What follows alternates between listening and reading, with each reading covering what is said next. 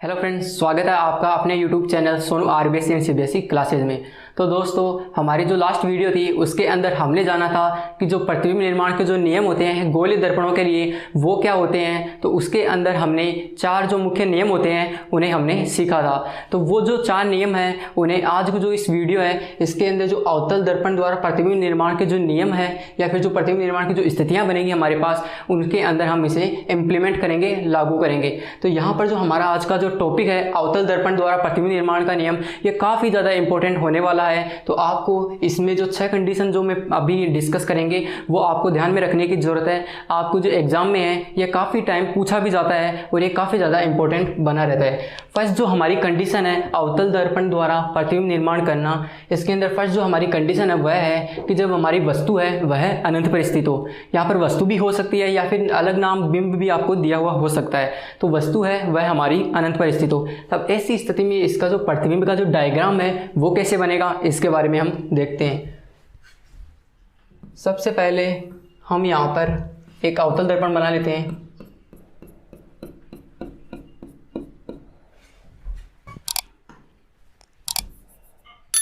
यहाँ पर एक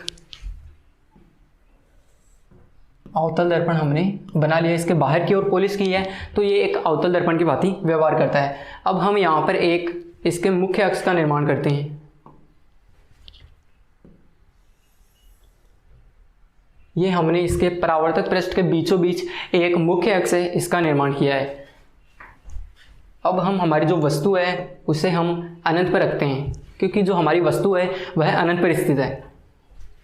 तो जैसे मान लेते हैं कि हमारी जो वस्तु है यहाँ पर किसी अनंत पर स्थित है। तो यहाँ पर जो इसके शीर्ष भाग है उसका मैं नाम दे देता हूँ। इसका जो शीर्ष भाग है वह है ए, वो जो इसका तल भाग है उसका नाम है बी। तो यहाँ पर जो इसका शीर्ष भाग है और जो इसका तल भाग है, यहाँ पर से एक प्रकाश किरण है वह हमारे अवतल दर्पण पर आपतित होती है।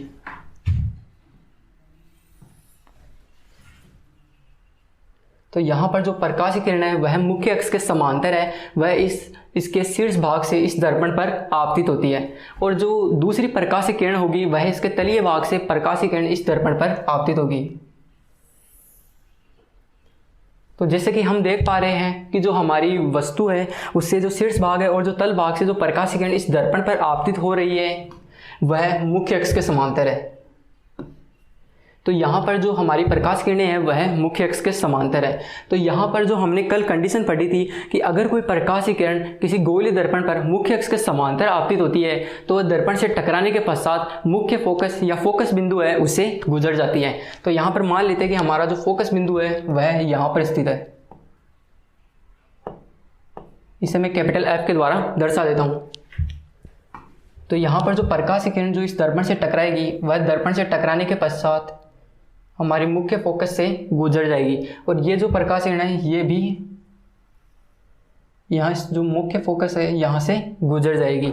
तो यहाँ पर जो हमारी प्रकाश किरण दर्पण से टकराने के पश्चात यहाँ पर जो दोनों प्रकाश किरण आपस में प्रतिच्छेद करती है उसी स्थान पर हमारा प्रतिबिंब का निर्माण होता है। तो यहाँ पर जो हमारा प्रतिबिंब का निर्माण है वह कहाँ पर होता है, वह होता है फोकस बिंदु F पर। और जो प्रतिबिंब का जो आकार होता है वह हम देख पा रहे हैं, जैसे हमारी वस्तु का जो आकार है वह काफ़ी बड़ा है, जो प्रतिबिंब का आकार होगा वह काफ़ी छोटा होगा, बिल्कुल एक बिंदु के आकार का बनेगा। और जैसे कि मैंने आपको बताया था कि जो गोलीय दर्पण के बाएं साइड जो हमारे प्रतिबिंब का जो निर्माण होता है वह होता है वास्तविक एवं उल्टा, और जबकि हमारे दाएं साइड जो प्रतिबिंब का जो निर्माण होता है वह होता है आभासी एवं सीधा। तो यहाँ पर जो हमारी कुछ कंडीशन है उन्हें हम फुलफिल करते हैं कि जब वस्तु अनंत पर स्थित हो तब ऐसी स्थिति में जो वस्तु की स्थिति है वह कहां पर मानी है हमने, अनंत पर।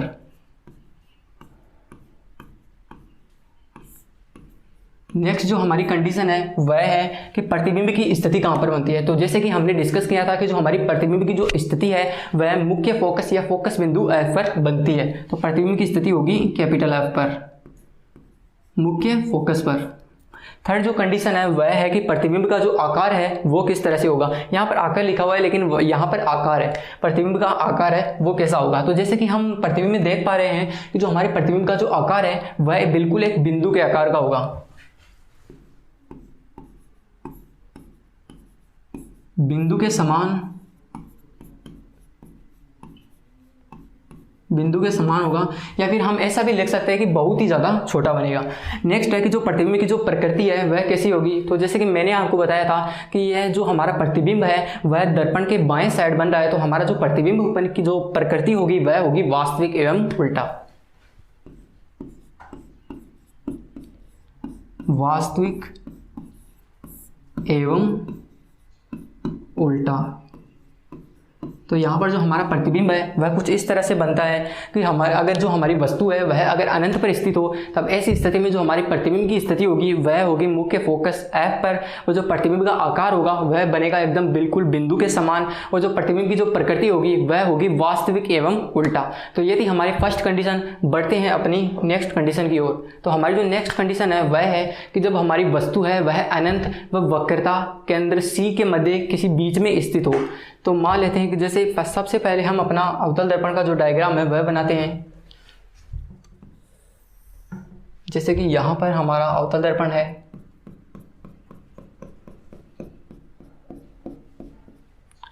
और सबसे पहले हम इसकी एक मुख्य अक्ष बना लेते हैं। मान लेते हैं कि यह इसकी एक मुख्य अक्ष है। यहाँ पर इसका एक फोकस बिंदु F मान लेते हैं, और यहाँ पर एक इसका वक्रता केंद्र C मान लेते हैं। तो हमारी जो वस्तु है वह है अनंत व वक्रता केंद्र C के मध्य, यानी कि हमारी जो वस्तु होगी वह वक्रता केंद्र C के परे इस और कहीं भी स्थित हो सकती है। तो सबसे पहले हम मान लेते हैं कि हमारी जो वस्तु है वह यहाँ पर स्थित है।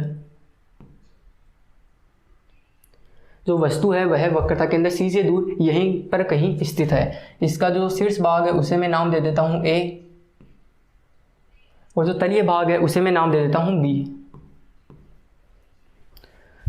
तो यहाँ पर जो हमारी जो वस्तु का निर्माण होता है वह कुछ इस तरह से होता है कि अगर वस्तु की स्थिति है वह C से दूर कहीं स्थित है, तो प्रतिबिंब की स्थिति वो किस तरह से बनेगी। तो सबसे पहले इसका जो शीर्ष भाग है यहाँ पर जो हम प्रकाश किरण है वह इस दर्पण पर आपतित करवाते हैं। तो सबसे पहले हमारी जो प्रकाश किरण है वह इसके शीर्ष भाग से इस दर्पण पर आपतित होती है, और जैसे कि मैंने आपको बताया था कि जो हमारी प्रकाश किरण है वह मुख्य अक्ष के समांतर आपतित हुई है, तो ये दर्पण से टकराने के पश्चात मुख्य फोकस से गुजर जाएगी।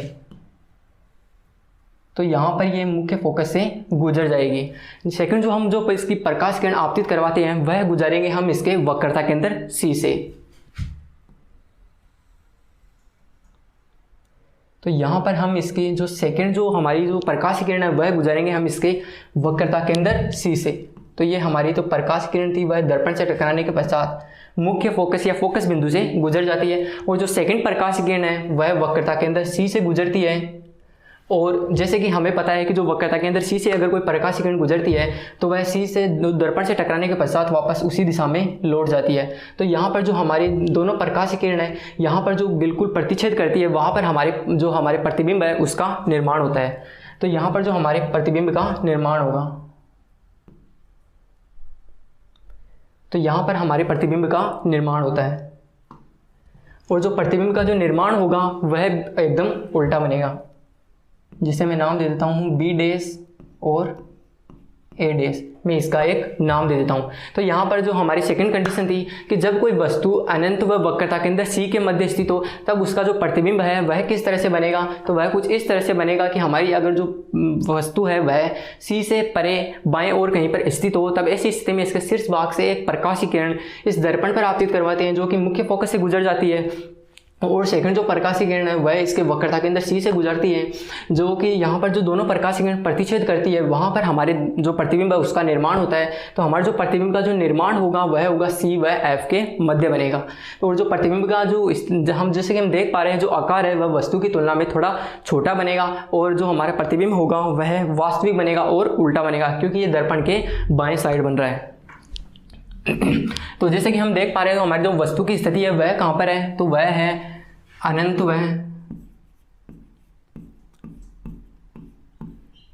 व वक्रता केंद्र C के मध्य, अनंत व C के मध्य।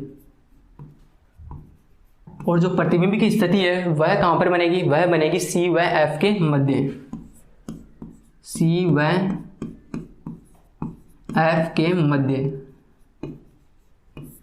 नेक्स्ट है कि जो प्रतिबिंब का आकार है वह कैसा होगा। तो जैसे कि हम प्रतिबिंब में देख पा रहे हैं कि जो हमारे प्रतिबिंब का जो आकार बनेगा वह वस्तु की तुलना में थोड़ा छोटा बनेगा। तो प्रतिबिंब का आकार वस्तु से छोटा होगा।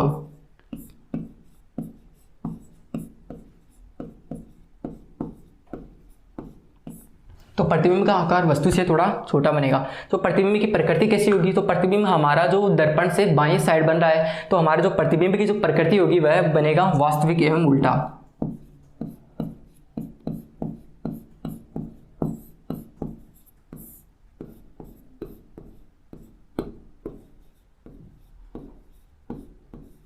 तो हमारा जो प्रतिबिंब बनेगा वह बनेगा वास्तविक एवं उल्टा। तो ये थी हमारी प्रतिबिंब की सेकंड निर्माण की जो प्रकृति थी कि जब हम जो वस्तु है वह अनंत व वक्रता के अंदर सी के मध्य रखते हैं, तो जो हमारा प्रतिबिंब का जो निर्माण है वह किस तरह से होता है, ये हमने इस डायग्राम के अंदर जाना है कि हमारी जो वस्तु है वह अनंत व सी के मध्य स्थित हो, तब जो हमारा प्रतिबिंब है वह सी व एफ के मध्य बनेगा। प्रतिबिंब का आकार है वह वस्तु से छोटा बनेगा और जो प्रतिबिंब की प्रकृति होगी वह बनेगी वास्तविक एवं उल्टा। थर्ड जो हमारी कंडीशन है वह है कि जब हमारी वस्तु अनंत व वक्रता के अंदर सी के मध्य है, ये तो हमने पढ़ ली है। तो हमारी फोर्थ कंडीशन होगी वह होगी, यहाँ पर एक कंडीशन है वह बीच में रह गई है, तो उसे हम सबसे पहले देख लेते हैं कि हमारी जो अगर वस्तु है वह वक्रता के अंदर सी पर स्थित हो।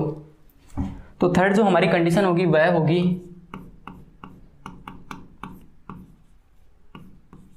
जब वस्तु वक्रता के अंदर सी पर हो। तो ये है हमारी तीसरी कंडीशन कि जब हमारी जो वस्तु है वह वक्रता के अंदर सी पर स्थित हो, तब ऐसी स्थिति में जो इसका प्रतिबिंब का जो निर्माण है वह किस तरह से होता है, तो इसके बारे में डिस्कस करते हैं। तो सबसे पहले मान लेते हैं कि जो हमारी अवतल दर्पण है वह यहाँ पर स्थित है। ये यहाँ पर हमारा एक अवतल दर्पण हो गया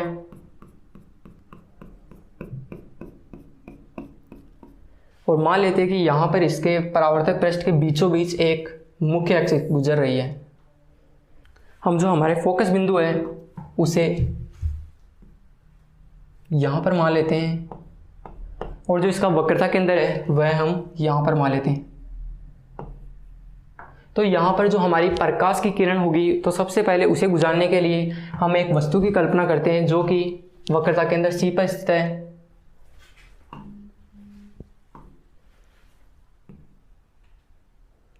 तो हमारी जो वस्तु है वह यहाँ पर स्थित है। तो उससे सबसे पहले जो प्रकाशीय किरण है वह इसके शीर्ष भाग से गुजारेंगे। तो यह जो प्रकाशीय किरण होगी वह मुख्य अक्ष के समांतर आपतित होगी, वह दर्पण से टकराने के पश्चात यह मुख्य फोकस से गुजर जाएगी।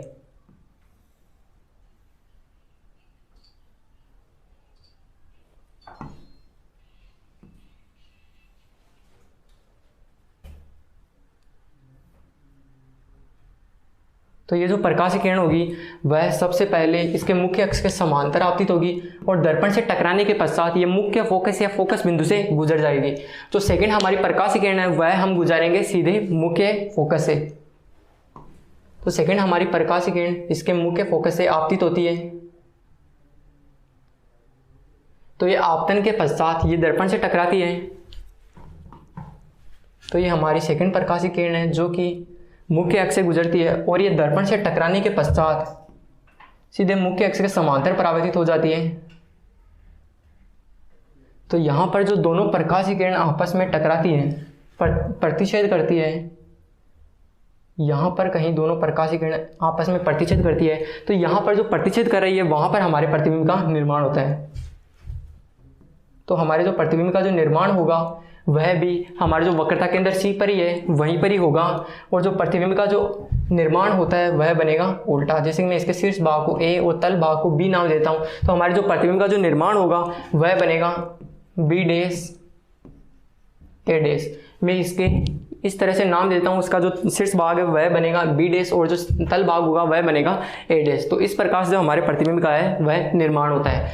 तो इस कंडीशन के अंदर हम देख पा रहे हैं कि हमारी जो अगर वस्तु का निर्माण है वह अगर वस्तु है जो हमारी सी पर स्थित है, तब इसके शीर्ष भाग से एक प्रकाशीय किरण आपतित करवाते हैं जो कि मुख्य फोकस एफ से गुजर जाती है और जो सेकंड है हमारी जो प्रकाशीय किरण होगी वह हम गुजारेंगे इसके मुख्य फोकस से, जो कि इससे मुख्य फोकस से गुजरने के पश्चात दर्पण जो हमारा मुख्य अक्ष है इसके समांतर परावर्तित हो जाती है, और जहाँ पर ये दोनों प्रकाश किरण आपस में प्रतिच्छेद करती है वहाँ पर हमारे प्रतिबिंब का निर्माण होता है। और जो प्रतिबिंब का जो निर्माण हो रहा है वह हो रहा है सी के ऊपर। तो हम देख पा रहे हैं कि जो हमारी वस्तु का जो आकार है और जो प्रतिबिंब का आकार है वह बिल्कुल समान है, और जो हमारे प्रतिबिंब का जो निर्माण होगा वह होगा जो कि बाएं तरफ बन रहा है, तो हमारा जो प्रतिबिंब होगा वह होगा वास्तविक एवं उल्टा। तो सबसे पहले हम देख पाते हैं कि हमारी जो वस्तु है वह कहाँ पर स्थित है। वस्तु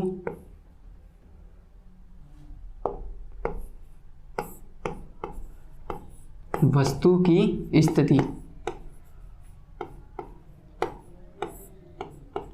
तो सबसे पहले हमारी जो वस्तु की स्थिति है वह है, वस्तु है हमारी सी के ऊपर। सेकंड जो हम देखते हैं वह है प्रतिबिंब की स्थिति।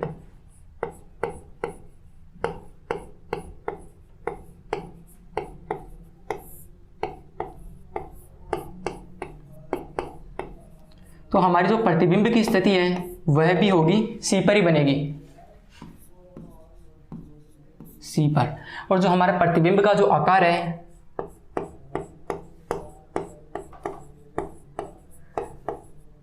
प्रतिबिंब का आकार, तो हमारे जो प्रतिबिंब का जो आकार होगा वह जिस प्रकार हम डायग्राम में देख पा रहे हैं कि जो वस्तु के समान बनेगा,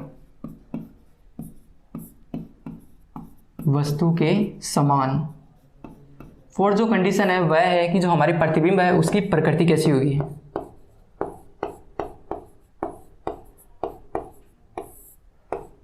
प्रतिबिंब की प्रकृति। तो हमारी जो प्रतिबिंब की जो प्रकृति होगी, तो हमारा जो प्रतिबिंब है वह दर्पण के बाएं ओर बन रहा है, तो हमारा जो प्रतिबिंब होगा वह बनेगा वास्तविक एवं उल्टा।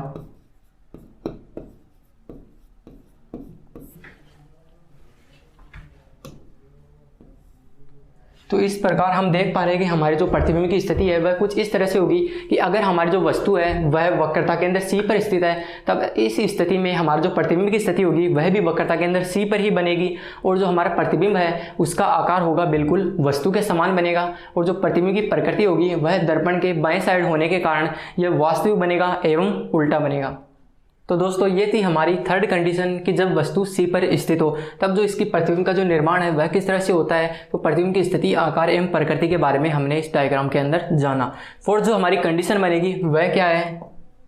तो फोर्थ जो हमारी कंडीशन है वह बनती है कि जो हमारी वस्तु की स्थिति है वह सी व एफ के मध्य स्थित हो। तो सबसे पहले हम एक अवतल दर्पण का निर्माण करते हैं। तो सबसे पहले यहाँ पर एक मान लेते हैं कि इसके बाहर की ओर पॉलिश करने के उपरांत यह एक अवतल दर्पण है,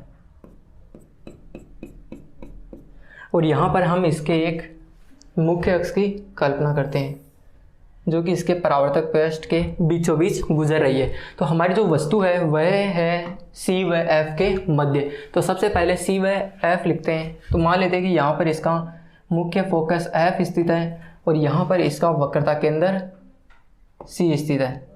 तब इस स्थिति में जो हमारी वस्तु की स्थिति है वह सी व एफ के मध्य है। तब इस स्थिति में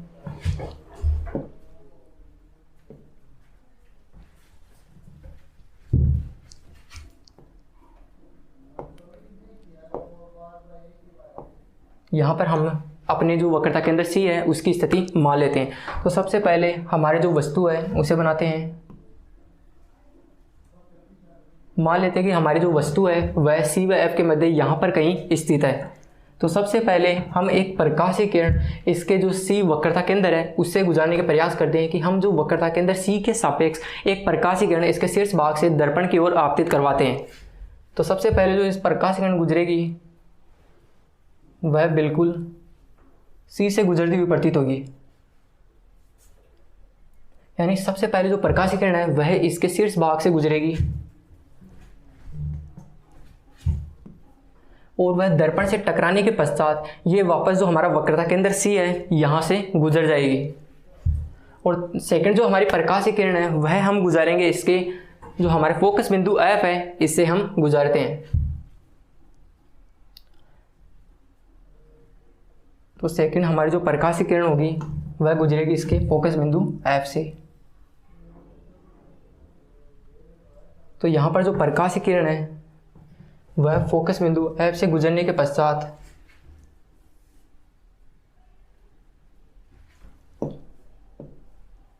तो यहाँ पर जो सेकंड प्रकाश की किरण है वह इस मुख्य अक्ष के समांतर गुजरते हैं इसके शीर्ष भाग से, और वह इस दर्पण से टकराने के पश्चात हमारी जो यहाँ पर मुख्य फोकस है उससे गुजर जाती है। और ये जो हमारी प्रकाश की किरण है ये काफ़ी दूर जाकर हमारी जो दूसरी प्रकाश की किरण है इससे जाकर प्रतिच्छेद करती है। तो सेकंड जो हमारी प्रकाश किरण है इसे काफ़ी आगे बढ़ा लेते हैं हम।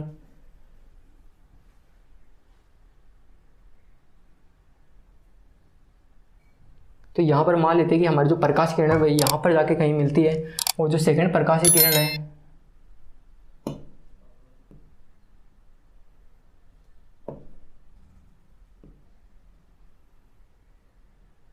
वह इस तरह से आगे बढ़ती हुई जाती है, और ये जो हमारी प्रकाश की किरण है वह यहाँ पर कहीं जाके प्रतिच्छेद करती है। तो ये जैसे यहाँ पर हम इसे आगे बढ़ा लेते हैं और यहाँ पर कहीं जाकर हमारी जो प्रकाश की किरण है वह प्रतिच्छेद करती है। तो यहाँ पर जो हमारा जो प्रतिबिंब है वह यहाँ पर निर्माण करता है। जो हमारे प्रतिबिंब का जो निर्माण होगा, जैसे कि हम डायग्राम में देख पा रहे हैं कि वह सी से काफ़ी दूर बनेगा, और जो हमारे प्रतिबिंब का जो निर्माण होगा वह वस्तु की तुलना में काफ़ी बड़ा बनेगा।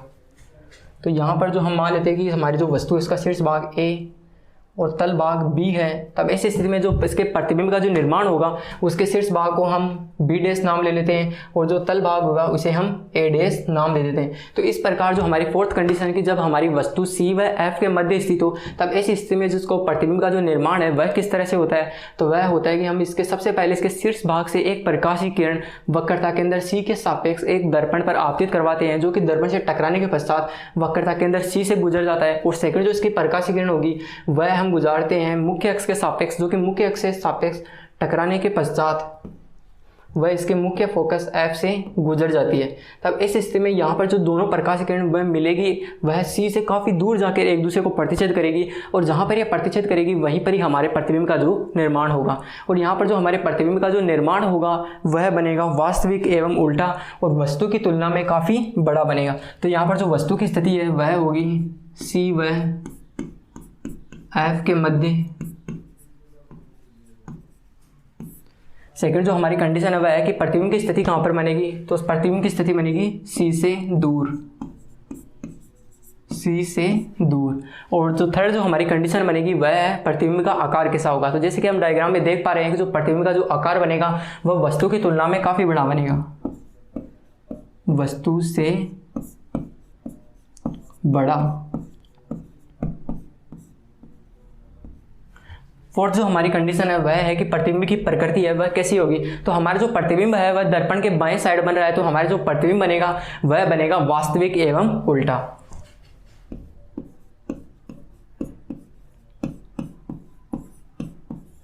वास्तविक एवं उल्टा।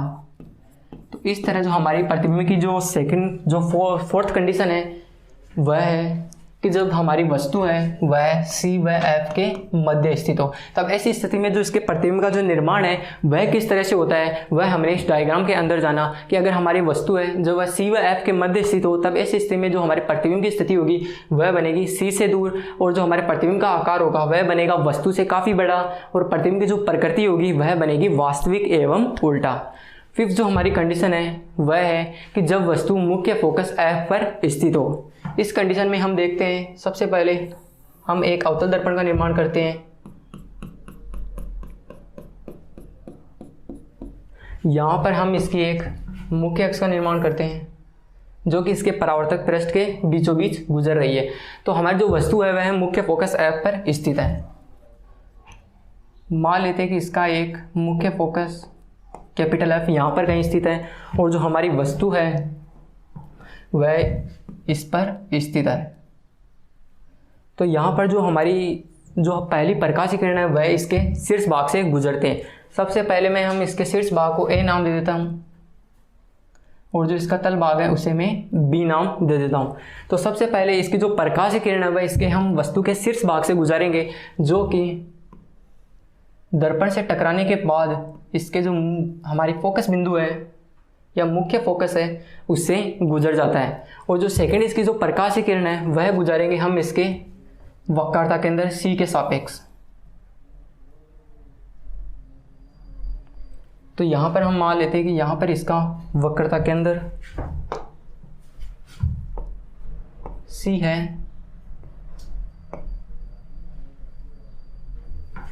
तो यहाँ पर हम जो है इस जो सेकंड प्रकाशीय किरण है उसे हमने आपतित करवाया है। यहाँ पर हम मान लेते हैं कि हमारी जो वक्रता केंद्र है वह C स्थित है। तो यहाँ पर जो हमारी फर्स्ट जो प्रकाशीय किरण है वह हम मुख्य अक्ष के सापेक्ष गुजारे थे, जो कि दर्पण से टकराने के पश्चात हमारी जो मुख्य फोकस है उससे गुजर जाता है, और जो सेकंड हमने प्रकाशीय किरण है वह हमने गुजारी थी इसके वक्रता केंद्र C के सापेक्ष, जो कि दर्पण से टकराने के पश्चात वक्रता केंद्र C से ही गुजर जाती है। तो यहाँ पर हम जो दोनों प्रकाशीय किरण को देख पा रहे हैं कि ये दोनों प्रकाशीय किरण लगभग एक दूसरे के समांतर ही है। तो यहाँ पर जो प्रकाशीय किरण होगी वह यहाँ पर तो हमें प्रतिच्छेद करती हुई नहीं दिख रही है, तो ये जो प्रतिच्छेद करेगी वह अनंत पर जाके कहीं प्रतिच्छेद करेगी, तो वहाँ पर जो हमारे प्रतिबिंब है वह उसका निर्माण होगा। तो जैसे कि अगर प्रतिच्छेद वह अनंत पर जाके करती है तो इस स्थिति में जो हमारा प्रतिबिंब का जो निर्माण होगा वह काफ़ी बड़ा बनेगा, वस्तु की तुलना में काफ़ी बड़ा बनेगा, और जो हमारा दर्पण है उसके बाएं साइड ही बनेगा। तब इस स्थिति में जो हमारा प्रतिबिंब होगा वह बनेगा वास्तविक एवं उल्टा। तो हमारी जो वस्तु की स्थिति है वह है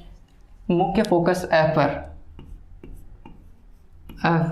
तो हमारी जो प्रतिबिंब की स्थिति है वह कहाँ पर बनेगी, तो जो जैसे कि ये समांतर प्रकाशीय किरणें हैं ये अनंत पर जाके कहीं काटेगी या प्रतिच्छेद करेगी, तब इस स्थिति में जो प्रतिबिंब की स्थिति होगी वह बनेगी अनंत पर।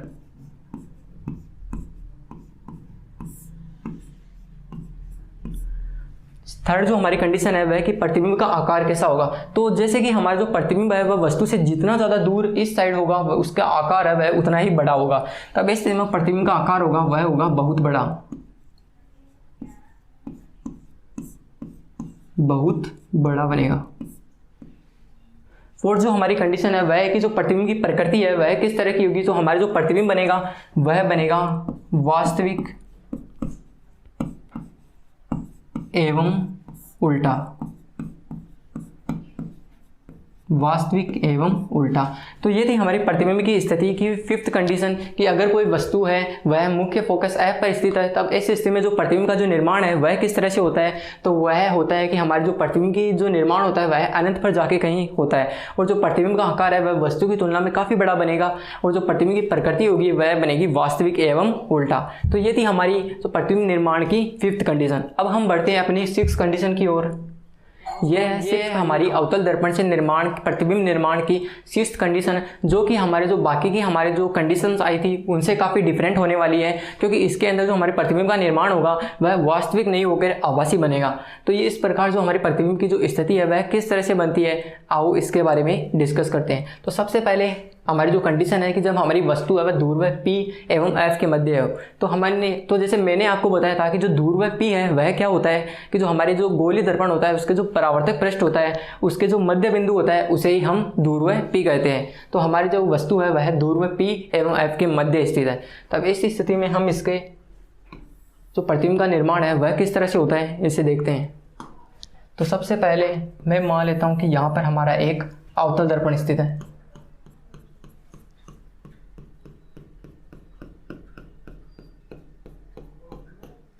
और यहाँ पर इसके परावर्तक पृष्ठ के बीचों बीच में एक मुख्य अक्ष मान लेता हूँ, ये इसकी एक मुख्य अक्ष हो गई। और जैसे कि मैंने आपको बताया था यहाँ पर इसका एक दूरवय P होगा, और यहाँ पर इसका मुख्य फोकस F मान लेता हूँ। तो हमारी जो वस्तु है इसे मैं थोड़ा दूर मान लेता हूँ ताकि समझने में थोड़ी आसानी हो। तो यहाँ पर मैं इसका मुख्य फोकस है उसे मान लेता हूँ F है वह यहाँ पर स्थित है। तो हमारी जो वस्तु है वह P व F के मध्य स्थित है। तो सबसे पहले हमारी जो वस्तु है वह है यहाँ पर। तो इससे जो सबसे पहले जो प्रकाश किरण आपतित करवाते हैं, तो मान लेते हैं कि इसके शीर्ष भाग से एक प्रकाशीय किरण, सबसे पहले मैं इससे शीर्ष भाग को A नाम दे देता हूँ, उसके तल के भाग को मैं B नाम दे देता हूँ। तो सबसे पहले जो इसके प्रकाशीय किरण है इसके शीर्ष भाग से हम आपतित करवाते हैं, लेकिन जो इसके शीर्ष भाग जो प्रकाशीय किरण आपतित करवाते हैं वह हम गुजारेंगे तिर्यक रूप से। तो हम सबसे पहले इसके तिर्यक रूप से ध्रुव P की ओर एक प्रकाशीय किरण आपतित करवाएंगे, जो कि ध्रुव P से दर्पण पर टकराने के पश्चात ये तिर्यक रूप से ही परावर्तित हो जाती है। लेकिन हमें ये परावर्तित होती हुई प्रतीत होती है, जबकि ये वास्तव में आभासित रूप से ये दर्पण के पीछे की ओर जाती हुई प्रतीत होती है।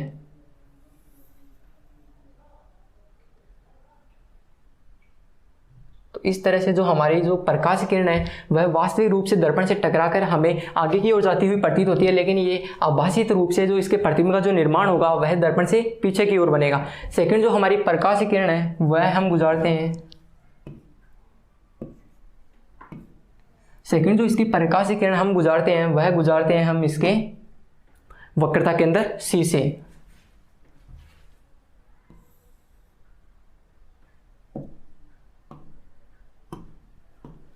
तो जैसे कि यहां पर इसका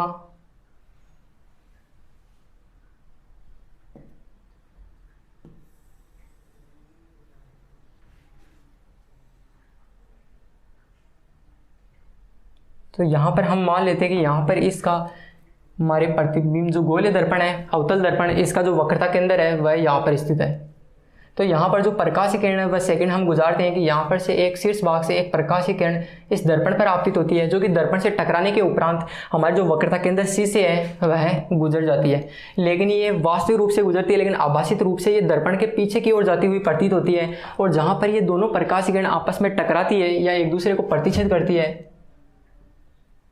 जैसे कि हम मान लेते हैं कि यहाँ पर कहीं जाकर ये दोनों प्रकाश किरण एक दूसरे को प्रतिच्छेद करती है, तो यहाँ पर हमारे जो प्रकाश की जो प्रतिबिंब है उसका निर्माण होता है। तो इस तरह जो हमारे प्रतिबिंब का जो निर्माण है वह दर्पण के पीछे की ओर बनता है। तो हमारे जो दर्पण के पीछे की ओर जो प्रतिबिंब का जो निर्माण होगा उसके जो शीर्ष भाग है उसे मैं नाम दे देता हूँ A' और जो तल भाग होगा उसे मैं नाम दे देता हूँ B'। तब ऐसी स्थिति में हमारा जो प्रतिबिंब का जो निर्माण होगा वह बनेगा आभासी एवं सीधा, क्योंकि जो हमारे प्रतिबिंब का जो निर्माण हो रहा है वह हो रहा है दर्पण के दाएं साइड की ओर। तब ये थी हमारी लास्ट कंडीशन। इसके जो कंडीशन है उसे हम देखते हैं कि जो वस्तु की स्थिति है वह कहाँ पर होगी। तो वस्तु की स्थिति है वह है P व F के मध्य में, P व F के मध्य। तो प्रतिबिंब की स्थिति है वह कहाँ पर बनेगी। तो जैसे कि आप देख पा रहे हैं कि हमारी जो प्रतिबिंब की स्थिति है वह बन रही है दर्पण के पीछे की ओर। तब ऐसी स्थिति में हमारी जो दर्पण प्रतिबिंब की स्थिति होगी वह बनेगी दर्पण के पीछे।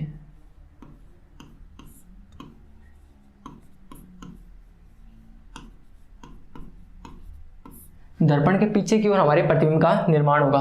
थर्ड जो हमारी कंडीशन है वह है कि प्रतिबिंब का आकार कैसा होगा। तो हम जैसे कि दर्पण में देख पा रहे हैं, जो हमारे प्रतिबिंब की स्थिति है उसमें देख पा रहे हैं कि हमारे जो प्रतिबिंब का जो निर्माण है वह हो रहा है बिल्कुल वस्तु से काफ़ी बड़ा हो रहा है। तो हमारे जो प्रतिबिंब का आकार है वह होगा वस्तु से बड़ा।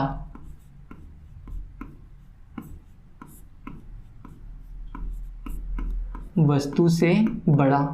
फोर्थ जो हमारी कंडीशन है वह है कि प्रतिबिंब की जो प्रकृति है वह कैसी होगी।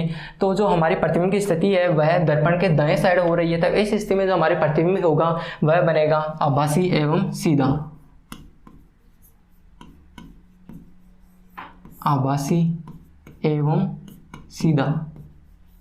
तो ये थी हमारी सिक्स्थ कंडीशन कि अगर जो हमारा प्रतिबिंब है कि जो हमारी वस्तु है वह P व F के मध्य स्थित हो, तब इसके जो प्रतिबिंब है उसका निर्माण किस तरह से होता है। तब इस स्थिति में जो हमारे प्रतिबिंब का जो निर्माण होता है वह होता है दर्पण के पीछे की ओर, और जो वह प्रतिबिंब है वह बनता है आभासी एवं सीधा और वस्तु से काफ़ी बड़ा बनता है, जो कि हमने हमारी जो ये फोर्थ कंडीशन है इसके अंदर जाना है। तो ये थी हमारी अवतल दर्पण से प्रतिबिंब निर्माण की सिक्स्थ कंडीशन, जो कि काफ़ी ज़्यादा इंपॉर्टेंट है। आपको एग्जाम के अंदर किसी भी स्थिति को उठाकर क्वेश्चन पूछा जा सकता है, या फिर आपको बड़े क्वेश्चन के रूप में 2-3 स्थितियाँ भी आपको पूछी जा सकती है। मिलते हैं आपसे जल्द ही नेक्स्ट वीडियो में, जिसके अंदर हम जानेंगे कि जो अवतल दर्पण है उसके उपयोग क्या होते हैं। आज की वीडियो में इतना ही। Thank you.